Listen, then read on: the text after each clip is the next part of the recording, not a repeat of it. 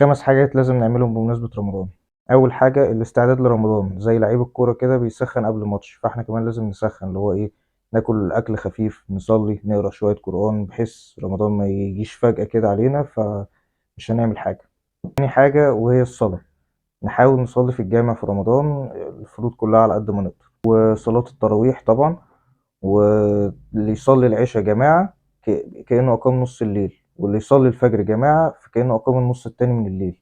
فشوف ثواب عظيم ازاي وفي رمضان بقى. تالت حاجة القرآن، لازم تحاول تختم جزء كل يوم. انت لو قريت 5 صفحات بعد كل صلاة، انت كده هتعدي الجزء كمان كختام، يعني اقرا حتى 4 صفحات، او ساعة واحدة كده فضي فيها نفسك في اليوم خلص الجزء ده. واهم حاجة يكون طبعا بتركيز وتتدبر معنى الآية وتفهم الآية دي معناها ايه.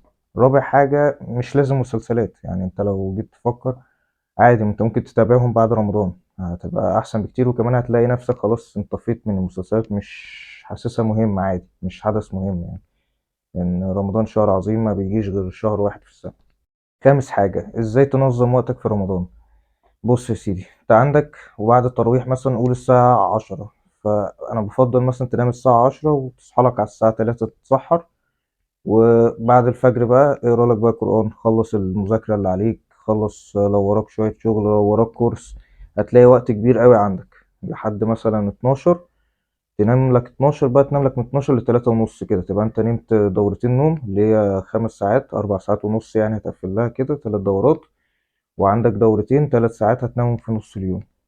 فالوقت دوت عندك بقى حاول تسبح في أي وقت، لو أنت حتى في الطريق للشغل للجامعة للمدرسة، تقرا القرآن لو أنت ما فضيتش نفسك تقرا قرآن في الوقت ده. طب مسلسلات يا سيدي عجبتك، يعني حاول ما تزيدش عن مسلسلين يعني، حاول يعني. ولو عايز في الفاصل، ممكن في الفاصل تقرا برضو قرآن، في الإعلانات ديت تستغلها وتقعد تقرا، هتخلص لك بتاع صفحتين في الإعلان للمسلسل الواحد. فأنت لو قريت في كل إعلان قرآن، أنت حرفيا هتختم جزئين يمكن في اليوم كمان. وحاول أحسن المسلسلات ديت يعني تتابعها زي ما قلت لك بعد رمضان، أو على النت من غير إعلانات، لأن هي بتضيع وقت كبير جدا وخسارة. ورمضان من أكتر الشهور اللي هتعرف تنجز فيهم عامة في أي حاجة، مش دينيا بس يعني.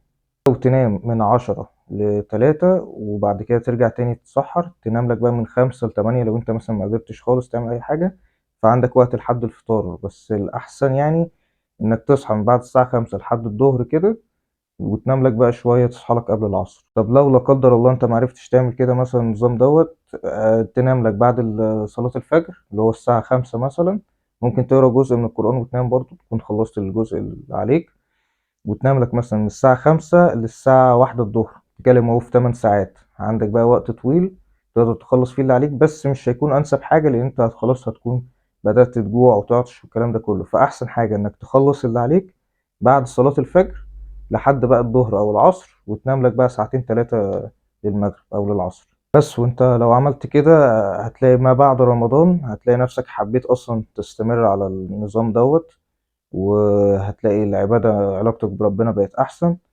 وبس أشوفكم على خير وكل سنة وانتم طيبين. سلام.